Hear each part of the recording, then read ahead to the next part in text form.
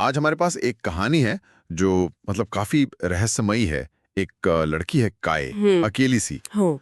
वो एक hiking trip पर जाती है और बस उसके बाद चीजें हाथ से निकलती जाती हैं। बहुत अजीब डरावनी घटनाएं होती हैं उसके साथ। हाँ बिल्कुल, ये कहानी घूमती है क्रिप्टो पीक नाम की एक पहाड़ी के आसपास और वहां की एक किंवदंती सूका, सूका। हाँ। एक पौराणिक जीव। और इसमें एक और एंगल है, वो है वैलेंटाइन का। एक क्रिप्टोजूलॉजिस्ट थी। अच्छा। हाँ, वो 3 साल पहले वहीं से गायब हो गई और वो भी इसी सूका पर शोध कर रही थी। ओ। तो मतलब कनेक्शन तो साफ लग रहा है। हाँ, और हमारे पास जो स्रोत हैं वो काय के अनुभवों को दिखाते हैं। कैसे वो वहां गई, कैसे उसकी याददाश्त मतलब याददाश्त पूरी चली गई। चली गई पूरी। हाँ, और कैसे वो धीरे धीरे किसी और की तरह बर्ताव करने लगी। तो आज हम इसी कहानी के परते खोलेंगे, समझेंगे कि ये क्रिप्टो पीक का चक्कर क्या है, ये सूका का असर है क्या चीज। हाँ, चलिए देखते हैं कि काय के साथ आखिर हुआ क्या। तो शुरू में जैसा आपने कहा, काय अकेली है, हाँ। थोड़ी खोई हुई सी। हम्म। वो एक हाइकिंग ग्रुप ज्वाइन करती है, शायद दोस्त बनाने के लिए। हाँ। क्रिप्टो पीक जा रहा होता है वो ग्रुप, हम्म। पर वो उनमें घुल मिल नहीं पाती है। मतलब वो कोशिश तो करती है पर हो नहीं पाता। बिल्कुल। और गाइड उन्हें क्रिप्टो पीक के बारे में बताता है, वैलेंटाइन के गायब होने की कहानी सुनाता है। और सुका का भी जिक्र करता है ना, वो काले बालों वाला लंबा सा जीव। हाँ वही। गाइड ये भी बताता है कि वैलेंटाइन इसी पर रिसर्च करने आई थी। काय को फिर ये एहसास होता है कि ग्रुप में बाकी लोग शायद फेमस होने आए हैं। हाँ, या तो वैलेंटाइन को ढूंढकर या सूका को, मतलब रोमांच या शोहरत के लिए। काय का ऐसा कोई इरादा नहीं था। वो तो बस वहां जाना चाहती थी। हाँ। और यहीं से चीजें अजीब होनी शुरू होती हैं। और मजे की बात यह है कि सिर्फ काय के साथ क्या होता है, उसे जंगल में अजीब निशान दिखते हैं। एक लाल कपड़ा टंगा हुआ, कई पर ताजे फूल रखे हुए हैं।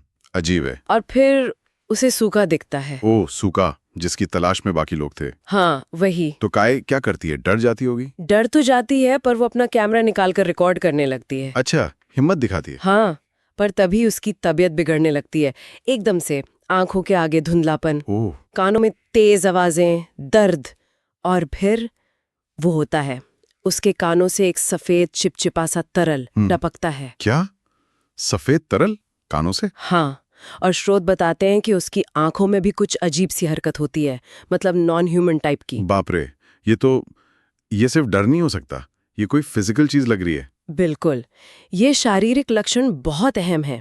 वो सफेद तरल और आंखों की हरकत, ये किसी बाहरी असर की तरफ इशारा करते हैं। शायद कोई न्यूरोलॉजिकल अटैक या बायोलॉजिकल, ये बाद में भी आएगा।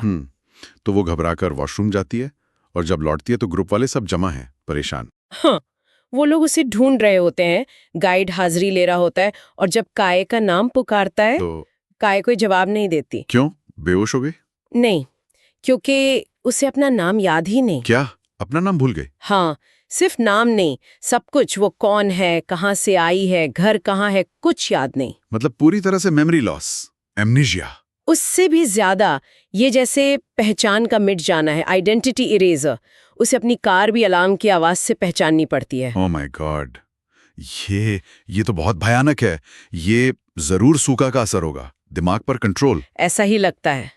ये पहला बड़ा सबूत है कि सूखा का असर कैसा होता है। तो फिर वो घर कैसे पहुंचती है? उसे अपनी आईडी मिलती है, उससे पता ढूंढकर घर पहुंचती है, पर घर भी अपना नहीं लगता, सब कुछ अनजान। और उसका काम, वो क्या करती थी? उसे वो भी याद नहीं। ऑफिस से कॉल आता है, तब पता चलता है कि वो वेट है, मतलब जानवरों की डॉक्टर। अच्छा। ऑफिस जाती है तो वहां भी अजीब बिहेव करती है।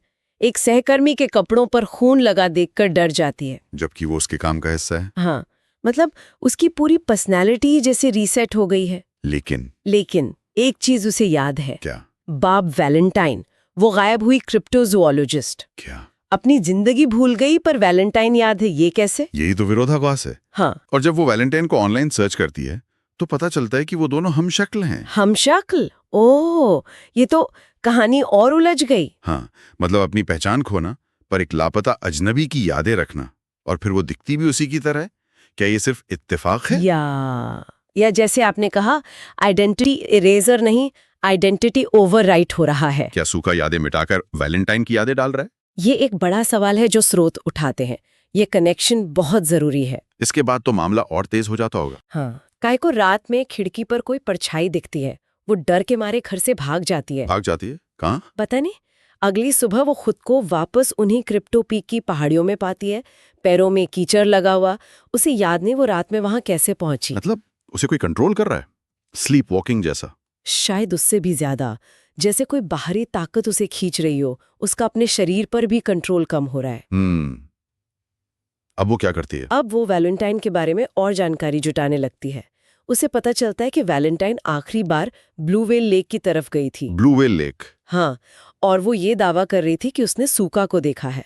तो काये फैसला करती है कि वो भी वहीं जाएगी। ठीक है। रास्ते में एक होटल में रुकती है। वहां की मालकिन उसे वार्निंग देती है कि लोग ऊपर जंगल से गायब होते हैं। पर काय तो ठान चुकी है। हाँ, और ब्लू व्हेल लेक जाते हुए उसे फिर सूका मिलता है। फिर से? इस बार क्या होता है? इस बार सूका अपना निकाब हटाता है और वो एक औरत निकलती है। उसने सूका का कॉस्ट्यूम पहना हुआ था। क्या? एक औरत? वो कौन थी? पता नहीं, लेकिन काय इतनी कंफ्यूज्ड होती है कि जब वो औरत उसका नाम पूछती है तो काय अपना नाम वैलेंटाइन बताती है। ओह, तो मतलब वो अब खुद को वैलेंटाइन समझने लगी है। हाँ, उसकी पहचान पूरी तरह बदल रही है। वो औरत भी सूका को ही खोज रही थी। वो काय को, जिसे वो वैलेंटाइन समझ रही है, अपने कैबिन में ले जाती है। उस कैबिन में क्या होता है? 2 जरूरी चीजें पता चलती हैं। पहली, वो औरत काय को वही सफेद तरल दिखाती है। कहती है उसे पेड़ों से मिला है, ये सूका का है। वही तरल जो काय के कानों से निकला था। एग्जैक्टली। काय को फौरन याद आ जाता है। अब ये तरल एक ठोस सबूत बन गया है जो काय, सूका और इस जगह को जोड़ रहा है। और दूसरी चीज? वो औरत एक एल्बम दिखाती है। उसमें सूका के सबूत हैं, तस्वीरें, नोट्स वगैरह, और उसी एल्बम में एक छोटी बच्ची की तस्वीर है।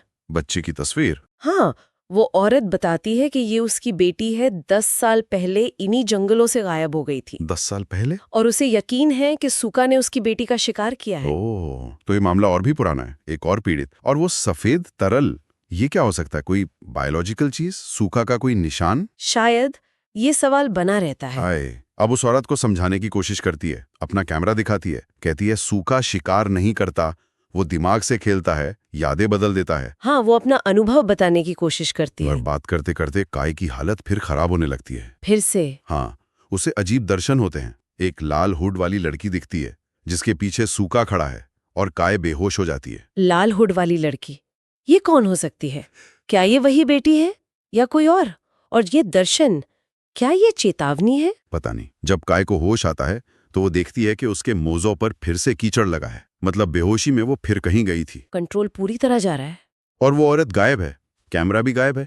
काय को लगता है कि वो औरत कैमरा लेकर अपनी बेटी को खोजने निकल गई। तो काय उसके पीछे जाती है? हाँ, टॉर्च लेकर, पर जंगल में खो जाती है। और तभी कोई उसके कंधे पर हाथ रखता है। कौन? वही लड़की जिसकी तस्वीर एल्बम में थी, 10 साल पहले गायब हुई बेटी। क्या वो मिल गई? हाँ, पर सबसे डरावनी बात, स्रोत कहते हैं वो बिल्कुल वैसी ही दिख रही थी जैसी 10 साल पहले थी। चेहरा, कद, कपड़े, कुछ नहीं बदला था। 10 साल में कोई बदलाव नहीं? ये कैसे हो सकता है? क्या टाइम रुक गया वहां? या ये भी सूखा का ही कोई खेल है, वास्तविकता को तोड़ना मरोड़ना। ये बहुत ही अजीब और अलौकिक बात है। काय तो बुरी तरह डर जाती है। वो जंगल से भागकर वापस एक होटल पहुंचती है। अंडरस्टैंडेबली। ये टाइम स्लिप जैसी चीज कहानी को एक अलग ही लेवल पर ले जाती है। ये सिर्फ दिमाग या शरीर का मामला नहीं, शायद टाइम और स्पेस का भी है। होटल में उसे लापता लोगों के पोस्टरों में वही लड़की दिखती है। अब काय पूरी तरह वैलेंटाइन बनती जा रही है। वो वैलेंटाइन के पति के वीडियो देखती है जो उसे वापस बुला रहा है। और वो खुद को वैलेंटाइन महसूस करने लगती है। हाँ, एक बार में जाती है, वहां कोई इससे बात करता है तो अपना नाम वैलेंटाइन बताती है। कहती है, मैं क्रिप्टोजोलॉजिस्ट हूँ, सूखा को खोज रही हूँ। तो पहचान पूरी तरह बदल रही। काय खत्म, वैलेंटाइन हावी। हाँ, और फिर चीजें और भी ज्यादा हिंसक और अजीब होने लगती हैं। कैसे? बार के वॉशरूम में उसकी आंखों में फिर वही हरकत होती है। फिर वो एक लड़की को जबरदस्ती वॉशरूम के एक केबिन में खींच लेती है। जबरदस्ती? हाँ, और वहां वो दोनों खुद को उसी चिपचिपे सफेद तरल में फंसा हुआ पाती हैं। वो तरल फिर से, और अब वो फैल रहा है। लगता तो है। जब काय को होश आता है तो उसके कानों से फिर वो तरल निकल रहा होता है। ये तरल अब सिर्फ निशान नहीं है, ये एक्टिव है। शायद फैलने वाला, संक्रामक जैसा, परजीवी या सिम्बायोटिक जैसा कुछ। पता नहीं। इसके बाद वो उस औरत के घर जाती है जिसका पता उसे बार वाली ने दिया था। वो औरत भी सूखा के बारे में जानती थी। अच्छा, वहां उसे बार वैलेंटाइन की लिखी किताबें मिलती हैं। काय चौंक जाती है। सोचती है, ये मैंने कब लिखी? ओ मतलब वो अब वैलेंटाइन की यादों को अपनी यादें समझ रही है। हाँ, वो औरत उसे सूका के पैरों के निशान भी दिखाती है। फिर शाम को पार्टी होती है उसी औरत के घर। काय नशे में उसके बेटे को जंगल ले जाती है। बेटे को क्यों? पता नहीं, पर लड़के की आंखों में भी वैसी हरकत दिखती है जैसी काय की आंखों में हुई थी। क्या? और लड़का कहता है, हम नॉर्मल नहीं है। हम नॉर्मल नहीं हैं।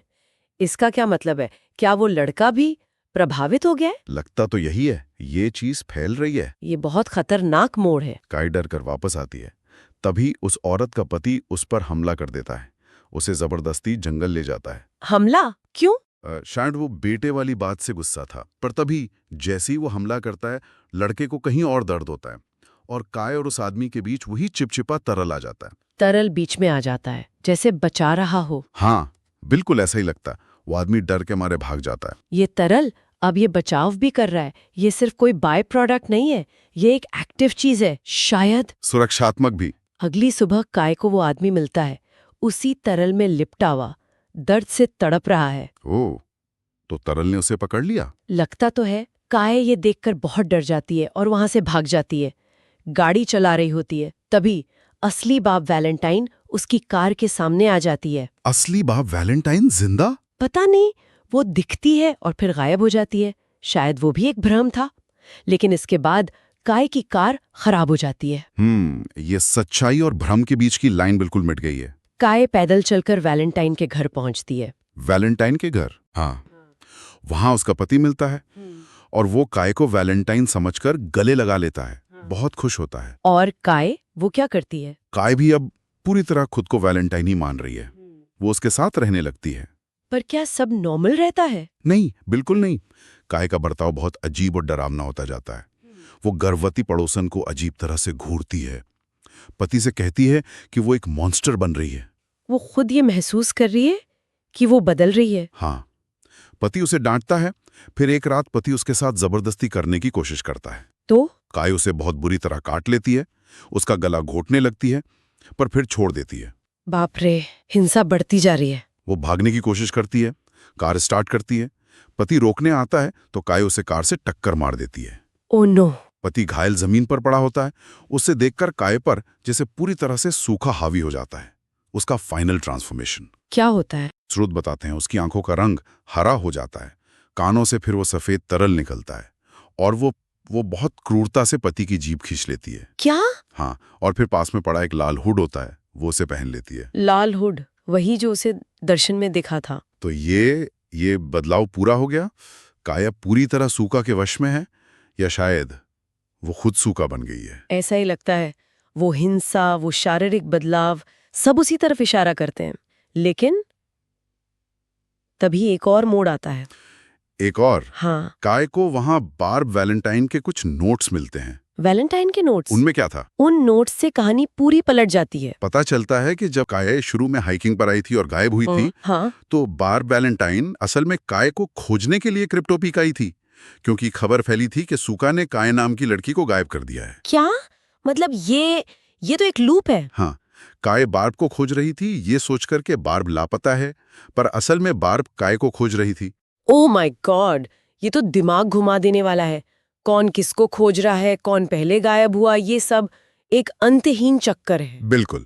इसका मतलब सूखा का असर सिर्फ लोगों पर नहीं, घटनाओं के क्रम पर भी है। वो एक ऐसा जाल बुनता है जहां कारण और प्रभाव सब उलट पुलट जाते हैं। हाँ, ये लूप दिखाता है कि ये सिर्फ याददाश्त मिटाना या पहचान बदलना नहीं है, ये असलियत को ही मोड़ देना है।